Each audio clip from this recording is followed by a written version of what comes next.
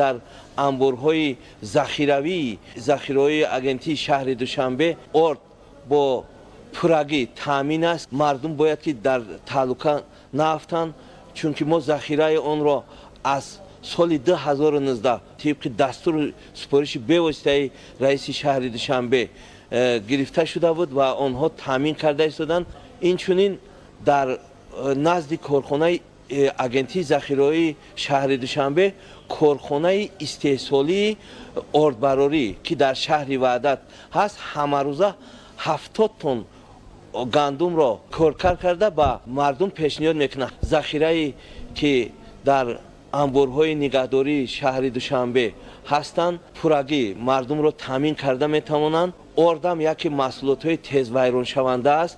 Бояд ки мардум ҳолати нигоҳдории ин маҳсулотҳоро ҳам ба назар гиранд ки хавфи хатар наёранд. Он анборҳое ки аз тарафи ҳукумати ҷумҳурии Тоҷикистон таъсис ёфтаанд ва инҳо ба талаботҳои нигоҳдории ин маҳсулотҳо ҷавобгӯ ҳастанд.